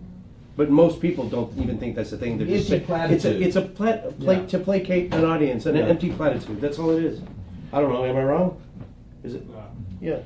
I think one of the most common rejoinders to the arguments from human evil, like the shootings in Connecticut, is that God doesn't want robots. He wants people to have free will. Mm-hmm. So I grew up hearing that, so I never really thought of that as a problem, though it could be seen as a problem. The thing that I always go to is, can any Christian, no Christian has ever been able to give an answer to me why animals suffered for millions of years before there ever was a human on the earth, before anyone ever sinned, or even why they continue to suffer today. What's the purpose of that? Are they being tested so their character can be developed for eternity with God, or why do they have the same nerve endings we have? They suffer hunger, they suffer parasites, they suffer any number of physical kinds of harm that we suffer, and it's just as acute as we suffer. So why is that? Every reason I've heard for the existence of suffering always goes back to something about wanting to develop our character, or wanting to develop our free will, or preparing us for heaven, or some sort of human-centric reason. But why do animals suffer? It's a good question. And you know, the scriptures do talk about all of creation groans, and that the fall affected not just humans, but in some way it affected the very fabric of the universe. But you know, you're talking about predating the fall with animal suffering. And the other issue that you have that makes it such a thorny problem is the massive amount of evil. You can find in evil, you can find redemptive things. You can find, you know, there's things in my life that at the time I thought, why did this happen? I look back now, I was glad it happened, because I couldn't have learned something. You know, there's redemptive value, but the sheer amount of the evil makes it hard to place it all in that category, to me. Well, and the depth of suffering that some people go through. I mean, it's one thing if you break your leg and it heals eventually, and you know you learned a lesson or whatever, but for a child to suffer cancer and then die as a result of cancer, their whole life, or most of it, was in agony. What purpose did that serve? To teach somebody else a lesson? Well, really on that, I don't think it's it's not a fully satisfying response. But I think one difference between the way Christians look at that and atheists would be, we don't see death as the end of the game. You know, so if existence continues on, I'm still speculating. There might be some way that's beneficial. I can't think of one, but I'm just saying, if the game doesn't end, right, there's some kind of possibility. So the way the Bible says it is, every tear will be dry, and I just don't see me standing before God and say, you know, you could have done it this way better. You know, let me be God, and I could have fixed this a much better way. I think part of the answer is not wanting the robots, but that doesn't satisfy all of it. You know, maybe it's a combination of all these things. And you hear the philosophers talking about the best possible world. And the best possible world is going to be apparently a great deal of evil if there's a God who created the best possible universe, best possible world. But I'll acknowledge right now, I don't have an answer for it. You know, it's interesting that we're all in agreement here that the world is broken. I mean, it's messed up. On what standard? I don't know if we agree with that. So, yeah. So by what standard? On the whole issue of evil. I don't like to use the word evil. Evil is loaded, but suffering, that don't believe in evil. So, well, suffering. Suffering is an objective thing that animals and people both experience. Animals don't have the hope of eternal life. But don't we have the idea that suffering it ought not to be that way? There's an ought there, and it's not just, it goes beyond it's unpleasant or I don't like it. There's an ought to it, I think. Yeah. So no normative studies then, right? You can only make positive claims. No normative claim? It's just that we're on this subject again. Well, it seems like the argument that y'all are saying is, you know, the world is so bad, how can God be good? But then whenever we say, well, you know, you're saying the world is broken, that it's bad, then it sounds like you're saying, no, it's not. It is what it is. what is. Do you think that right. maybe this is my opinion on it? But whenever you say broken, I keep thinking from the Christian point of view, it's like unfixable. Where my perspective is, there's issues, but you can work on them and try to improve things. So and make things more better. Optimistic look at it. At least from my atheist. Or something that deviates from what it was divinely and meant to be. When we hear broken, when we hear a Christian say broken, that's how we look at it. Like you're trying to say, okay, this world is something other than what some supernatural divine agent wants it to be. That's what I hear when you say broken. But aren't you saying, though, it's not what you want it to be, though, too? Yeah, Me personally or we're society? saying life is difficult. Is that problematic for you to hear us say that it's difficult? Life is difficult? No, not at all. I mean, it's subjectively difficult. We all get up. It's hard to get And out of also, bed. depending on what part of the world you're in, because for me, it's like my difficulty is Yeah. my Wi-Fi can't. What the fuck is Wi-Fi here, right? But to some guy in Africa, he's like, okay, where's my lunch? Am I gonna have lunch? Am I even gonna have lunch this week? On this last part, I wanted to get to this last part because we do address about black children dying, some of the things that we're talking about here. So let's just roll. This is the fourth part of the interview here.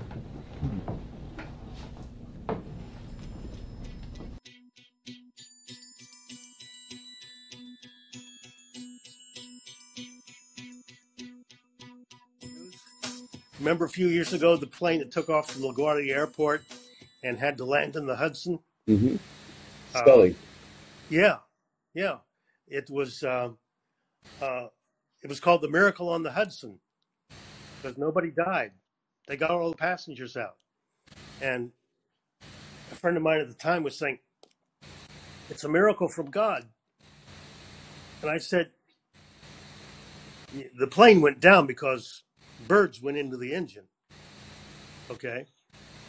And I said, if God was there paying attention, why didn't he move the birds? That way no birds would have had to die either. And no birds would have had to die Well, either. let's just take that argument and just extend it out a little bit. And it is, let me just say, I don't want to minimize the tragedy of children dying, like the couple of cases that you cite of school shooters and things like that. But, it's an emotional argument about children dying, and obviously it's tragic, and no Christian knows the reason for that. We can't pretend to know the reason for that. We can still believe in God without knowing the reason for that. Just like you can believe there is no God without knowing the cause of the Big Bang. It is fully acceptable to say we don't know the cause of the singularity. We might know one day, but we don't know today. That's not a dodge. That I don't look at that as some kind of intellectual suicide. It's just saying that we don't know, but one day we may. But if you extend the argument out, I mean, when is it okay for children to die? When they turn 18 and now it's okay? Or 21, maybe legal age? Or 75? At what age? The closer I get, 70s and 80s sounds like a bad day to die for me too. There's no such thing as good death. And so in order for God to be a good God, I mean, you would have to imagine that there would be only pleasure, no pain, that there would be no death, no sickness, no disease. Sounds like you're describing heaven. And we would argue that that's God's end game here, that a place that there is no death, there is no sin, there's no sickness, and that's the whole, Christian redemption that we're talking about here. I know you don't believe that's true and all, but again, the argument of looking at children dying, I think that argument would expand out to anybody dying. But an early version of that chapter in the book that I wrote several years ago, I called it the easy acceptance of the very terrible, because I have found inevitably the tendency of Christians, no matter how horrible the event is, they have to come up with some way of explaining it, whether it's a mystery, we don't know God's end game. That's all theological guesswork, speculation. That's why I keep coming back. Show me where I can find the reliable, verifiable data about God upon which you base that guess. That's guess. That's speculation. That's wondering. That's excuse making. And then all of the explanations that are based upon God is punishing us, God is testing us, they all don't work at all when it comes to animal suffering. I think one of the things that you kind of have to keep in mind on this is, I noticed that in the case of, well, is God punishing us? And here's an example where that can't be true. So you've eliminated that category and you move to the next category. Is sometimes there are multiple things. So your one example you gave of the paraplegic man, where Jesus not only forgave him of his sins, he also healed him of his disability. That you thought that implied that Jesus was teaching that he was disabled because of his sin. I saw that as two different issues. However, in some cases, I think that wrong action or sin can cause a disability. And you could look at somebody abusing alcohol, for example, and he has an illness, he or she has an illness of cirrhosis of the liver. It doesn't mean that all illnesses are caused by sin, either sin that you've done or that someone else has done. So, unless you just extrapolate that all the way back to Adam and the fall or something like that, I just don't think that's a more simplistic way of looking at it, I think, than I would look at it. Well, and you really want to say that someone dying of liver failure is God's punishment for the person drinking too much? I think that would be, no, I wasn't saying it's punishment. I'm just saying that wrong action, we might call it sin. You say, bad choices can have a very natural result. And so, if you drink and drive, then you're mad at God because you had a wreck and killed somebody. Well, that happened because of your wrong choices. It doesn't mean that every automobile accident is because you did something wrong. So I just think you don't want to deal with a category and then eliminate a category with one example and say, okay, we know it's not that. Let's go on to the next category. Does that make sense? Okay.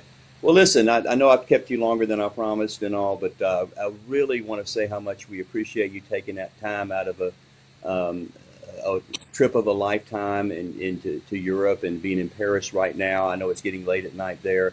Thank you so much for joining the book club. Again, we're Christians and atheists. We're friends, and we have friendly conversations about important books. We felt yours was one of those important books. Is there anything you want to say to the club before we let you go? Well, over the course of the years that I was working on the book and had the Facebook page, never once did a Christian come on and say, gee, what are the 10 tough problems? No one asked me that. I mean, I have a website for the book that lists the 10 tough problems, but normally the Christians come on just wanting to flail away at me. Like this last weekend, I did a paid boost on Facebook about my book, and one Christian just came on and said, dumb. It's a very common Christian reaction. Not very articulate. Not very articulate, not very curious. These are 10 tough problems, and none of them can be minimized. And my point is that probably any one of them falsifies Christianity. But taking 10 together, I really think Christianity has been falsified. The one that I think doesn't do the job is my analysis of the Apostle Paul. Yeah, I call him a delusional cult fanatic, but you could snip Paul out of the New Testament. Would you also say that he's dumb?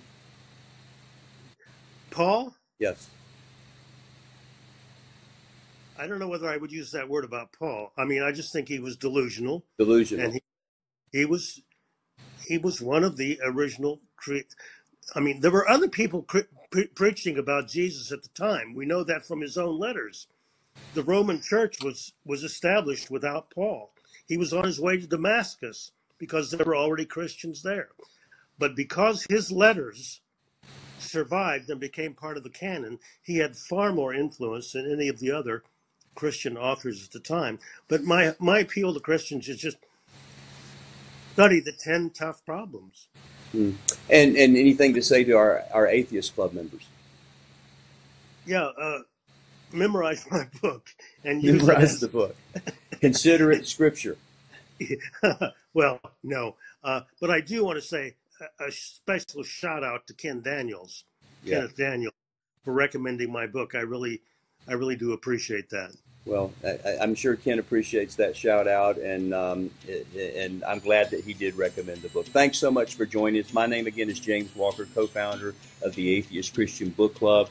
My guest has been the author of the book 10 Tough Problems with Christian Thought and Belief, David Madison. David, thanks so much for being part of our club. Thank you. I really appreciate it. Bye-bye. Bye.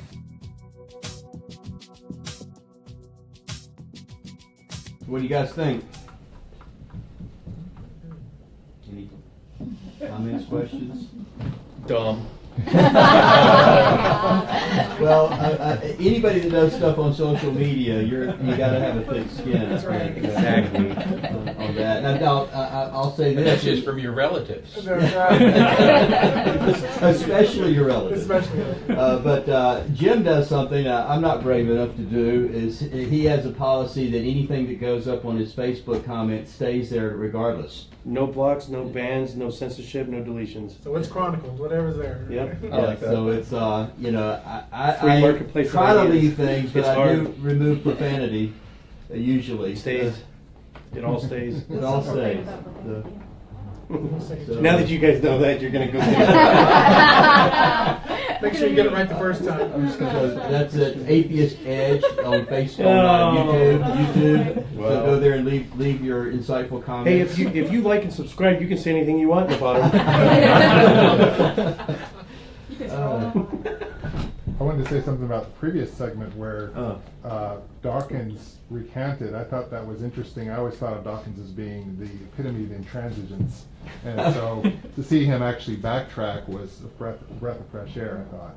I thought so too, but I think part of it is he's with a peer now. This is a fellow Oxford professor who's done a lot of study in the field, and it's different than maybe your social media critic that tries to call him out. He's not a biblical historian. He's an evolutionary biologist. Yeah. He is no more qualified to tell you if Jesus existed than anyone in this room. Yeah, I think a lot of people make that mistake. Yeah. When it comes to that evolutionary biology, he knows his stuff. Anything outside of that, Exactly. He's just regular small off the street, basically. I mean, what he said about Carrier. Carrier is very smart. I have to give him that.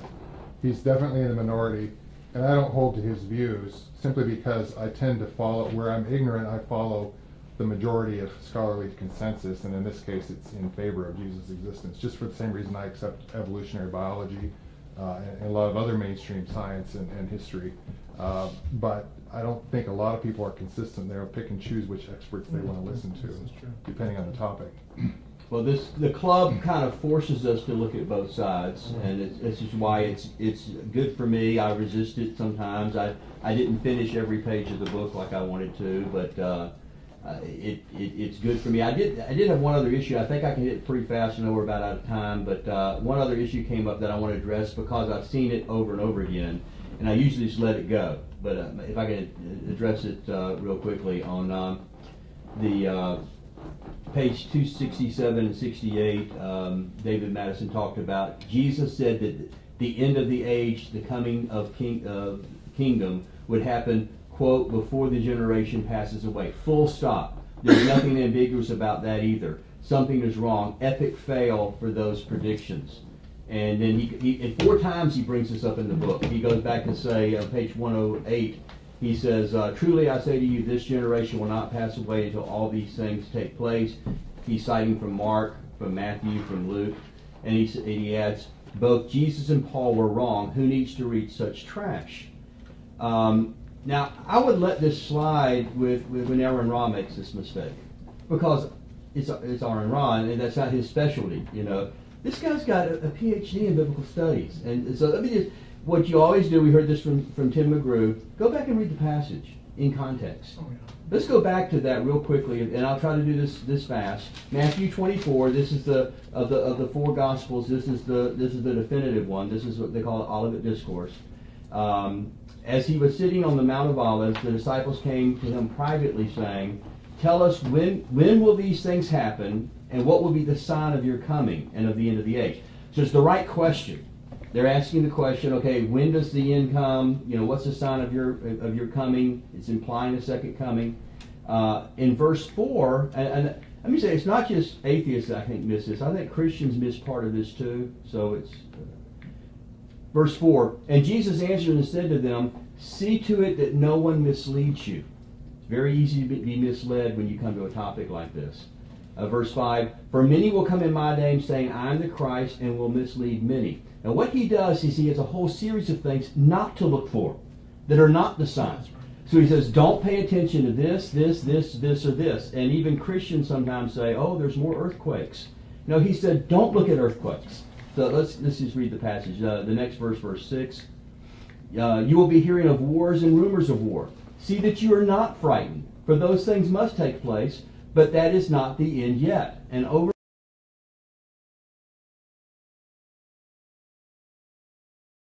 we've had before, more rumors of war, this kind of thing, so that just proves that the end is near. Jesus said that's what you're not supposed to look at. The end is not yet. Verse 7, "For nations will rise against nations, and kingdoms against kingdoms, and in various places there will be famines and earthquakes. But all these things are merely the beginning of birth pangs. These are not the signs to look for." Then he's skipping down. He has more, but just for the sake of time, skipping down to verse 15, he talks about what you do look for. "Therefore, when you see the abomination of desolation, which is spoken of through Daniel the prophet, standing in the holy place, let the reader understand. Then those who are in Judea must flee to the mountains." So the sign of the end is the abomination of desolation. I'm going to explain more about that in just a minute. And then down in verse 34, then when he says, "Truly I say to you, this generation will not pass away until all these things take place. Heaven and earth will pass away, but my words will not pass away." So the generation that's not going to pass away is not the one he's talking to.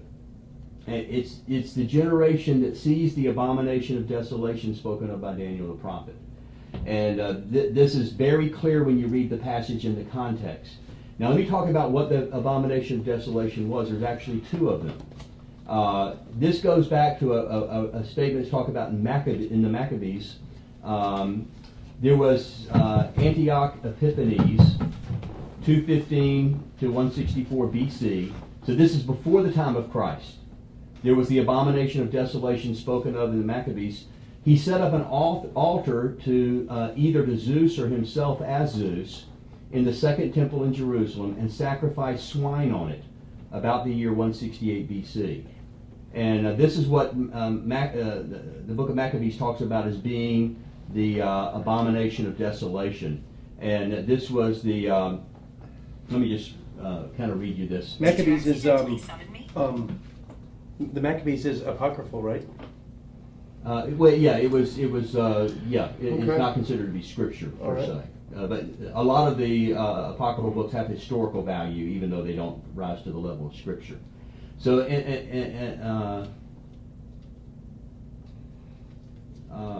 this guy, Epiphanes, Antioch Epiphanes, was the 8th ruler of the Seleucid Empire. He gave himself the name Epiphanes, which means visible God or God manifest, and that he and Jupiter were identical. But the Jews called him Epimendes, meaning the madman. To put down Jewish resistance and rebellion, his army marched into Jerusalem, killing many that remained, etc., etc. He eliminated the Sabbath. No holy days. No circumcision was allowed. The abomination, a statue of Zeus, was placed above the temple and the altar.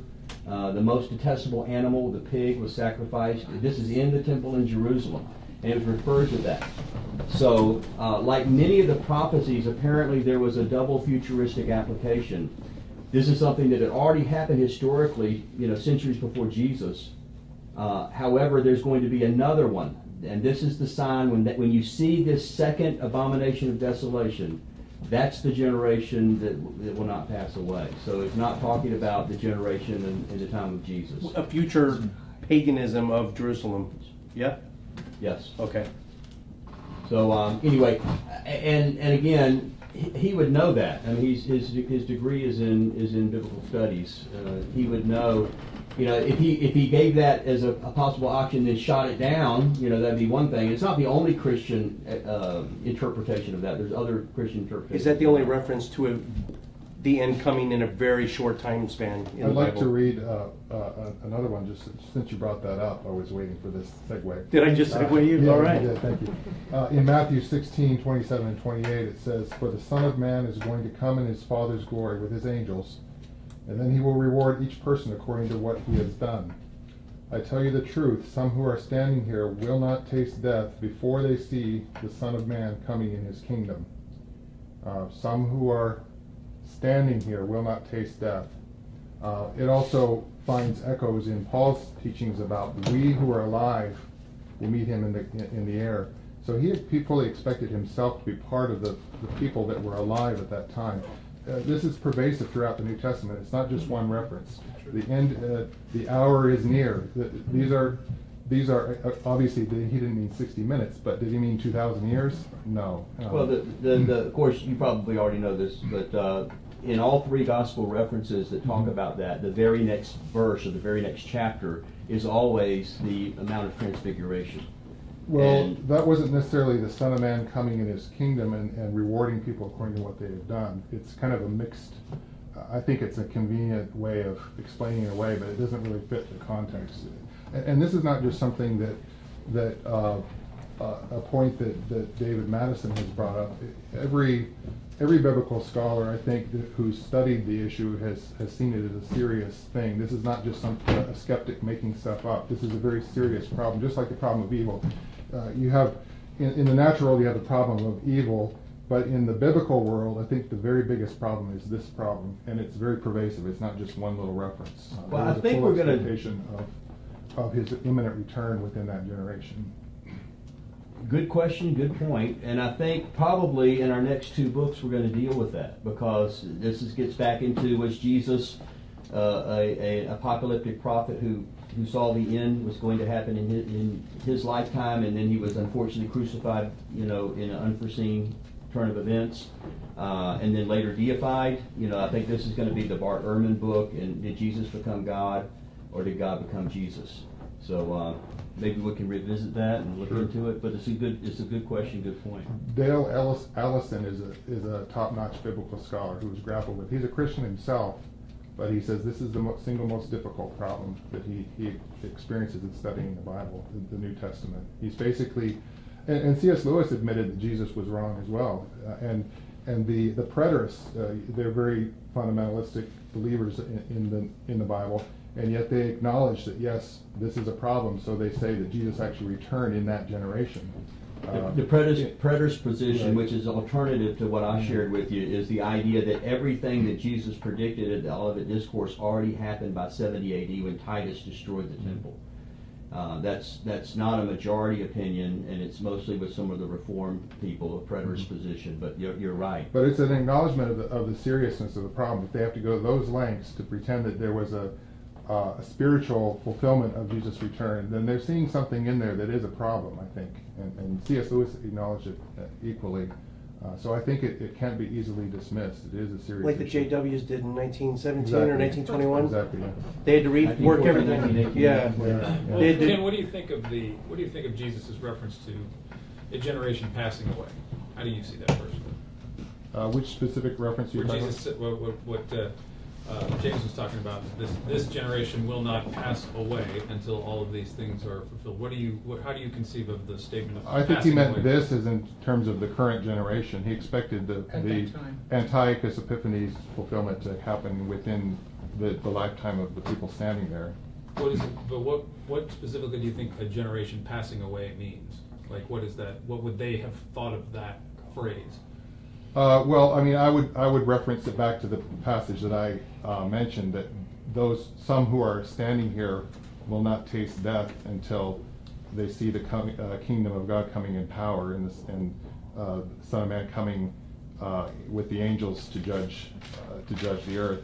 I think that's the answer to the question. He meant those who are standing there. In other words, if there was a baby at the outer edge of it, if there was a toddler there listening in on this conversation, and that toddler died, then that was the expiration. That was the statute of limitations for this fulfillment. It's already come and gone. Yeah, it was just because that's been a curious point for me is that defining the parameters of a single generation and how you would do it and know that a generation has passed away or passed on, or how the ancient writers would have considered a generation and how that generation would have transferred. Well, at the outer edge, it may be 100 years, but certainly no more than that. Well, and Jim was right that Jehovah's Witnesses kind of got in trouble trying to define the 1914 generation, etc. So we don't want to make that mistake. Well, Ian, thank you everyone, and I hope that we get to review some of these and revisit some of these issues and questions in our next two books. How God became Jesus, and followed by how Jesus became God. So thanks for joining us and being with us, and I look forward to next month.